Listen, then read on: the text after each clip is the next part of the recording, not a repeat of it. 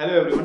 पिछले एपिसोड में भी हमने कुछ मॉन्यूमेंट कवर किए जो इंडो इस्लामिक आर्किटेक्चर के एग्जाम्पल थे, जैसे कि Fatehpur Sikri, Agra fort, red fort. लेकिन इस वीडियो में, इस एपिसोड में हम बात करेंगे उन मॉन्यूमेंट की जो मेमोरियल्स हैं या जो किसी की याद में बनाए गए या किसी की कब्र हैं, टूम्स। तो बेसिकली इसमें हम तीन तरह के मॉन्यूमेंट को कवर करेंगे। एक है ताजमहल, एक है हुमायूंस टूम, एक है कुतुब मीनार कॉम्प्लेक्स। तो चलिए पहले बात करते हैं कुतुब मीनार कॉम्प्लेक्स की। तो ये कुतुब मीनार कॉम्प्लेक्स एक पूरा वर्ल्ड हेरिटेज साइट है। इसमें केवल वो मीनारेट नहीं है, बल्कि इस कॉम्प्लेक्स के अंदर और दूसरे तरह के स्ट्रक्चर्स भी हैं, जैसे कि वहाँ मॉस्क हैं, टूम्स हैं, मदरसा है, कुछ गेट हैं और कुछ हिंदू टेम्पल आर्किटेक्चर के रूइंस भी। कुछ लोगों का ऐसा मानना है कि यहाँ पे जो ये इंडो इस्लामिक आर्किटेक्चर है, मतलब चाहे वो मीनारेट हो, मॉस्क हो या गेटवेज हो, उनको उन हिंदू और जैन टेम्पल्स को डिमोलिश करके बनाया गया है। क्योंकि वहाँ पे एक मॉस्क भी है, कुव्वतुल इस्लाम मॉस्क, जिसका मतलब होता है माइट और विक्ट्री ऑफ इस्लाम।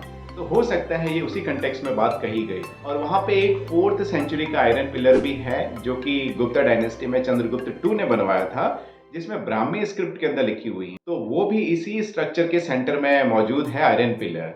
और इंटरेस्टिंग बात यह है कि 1600 सालों के बाद भी उस आयरन पिलर के अंदर आज तक जंग नहीं लगी हुई है। अगर हम कुतुब मीनार की बात करें तो इंडिया का टॉलेस्ट मीनारेट है, जिसकी हाइट है 72 मीटर। और ये इंडिया के अंदर one of the earliest example of Indo Islamic architecture भी है।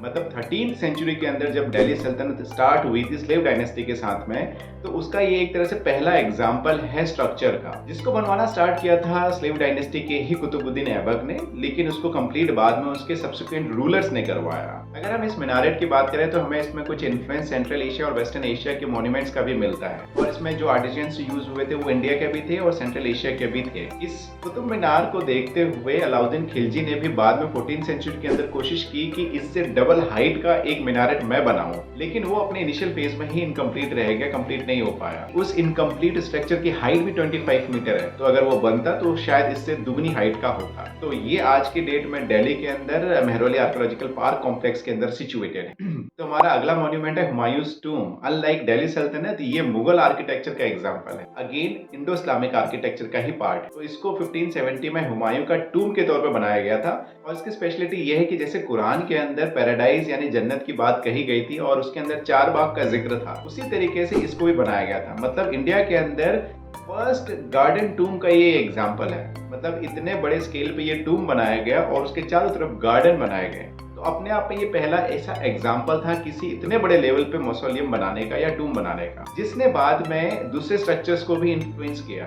अगर हम बात करें ताजमहल की, तो वो भी इसी तरीके से इसको देखते हुए बनाया गया है, जो इससे इंस्पायर्ड। इसको डॉर्मेटरी ऑफ मुगल्स भी बोला जाता है। क्यों? क्योंकि इस मॉन्यूमेंट में 150 से ज्यादा मुगल रॉयल फैमिली के मेंबर्स की कब्र बनी हुई। तो ये पूरा कॉम्प्लेक्स, जिसके अंदर दूसरे तरह के स्ट्रक्चर्स भी आते हैं, वो इसका पार्ट है पूरा हुमायूंस टॉम्ब। तो इस मॉन्यूमेंट को बनाने के लिए इंडियन ही नहीं बल्कि पर्शियन आर्टिजन्स का भी यूज किया गया था। और इसके अंदर जो मटेरियल यूज हुआ है वो है रेड सैंडस्टोन। अब आते हैं next world heritage site, world famous Taj Mahal की। इसको 1631 से 1648 के बीच में शाहजहां ने बनवाया था और ये यूपी के आगरा में यमुना नदी के बैंक्स पे बना हुआ है। इस ताजमहल कॉम्प्लेक्स के अंदर भी मॉस्क है, गेटवेज हैं और कुरानिक वर्सेस हैं, जिसमें ये लिखा गया है, डिस्क्रिप्शन है इस मॉन्यूमेंट का और बाकी चीजों का। और इसके जो मेन आर्किटेक्ट थे वो थे उस्ताद अहमद लाहौरी। इस मॉन्यूमेंट को इंडिया में बेस्ट इंडो इस्लामिक आर्किटेक्चर का एक एग्जाम्पल माना जाता है। ये फेमस था अपने मटेरियल के लिए, कैलीग्राफी के लिए, डेकोरेशन के लिए, इंसिजन के लिए, और वहाँ पे जो प्रीशियस स्टोन यूज हुए हैं दीवार के अंदर उनको इंसिजन करके,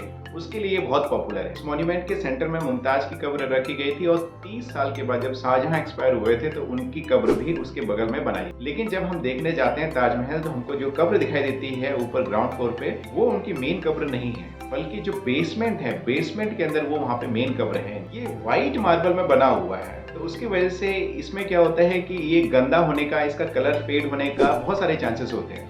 उसके लिए जो बहुत बड़े रीजन है वो है एनवायरमेंटल पॉल्यूशन और जो नेचुरल कैलेमिटीज होती है, जैसे कि एसिडिक रेन्स और दूसरे तरह की चीज। तो इन सारी चीजों को मॉनिटर करने के लिए, कंट्रोल करने के लिए वहाँ पे एक एयर कंट्रोल मॉनिटरिंग सिस्टम भी लगा हुआ है। उसके थ्रू पता चलता है कि कंडीशंस क्या हैं और उसको किस तरीके से इंप्रूव किया जाए। तो ये थे हमारे कुछ world heritage monuments, Indo Islamic architecture के एग्जाम्पल, पर्टिकुलरली मेमोरियल्स और टूम्स के कैटेगरीज। तो अगले वीडियो में हम बात करेंगे हिंदू टेम्पल आर्किटेक्ट, इसमें नॉर्थ और साउथ इंडिया के बहुत सारे ग्रुप ऑफ टेम्पल्स हैं। तो अगर वीडियो अच्छा लगा तो इसको प्लीज लाइक करें and stay connected with the channel bye subscribing.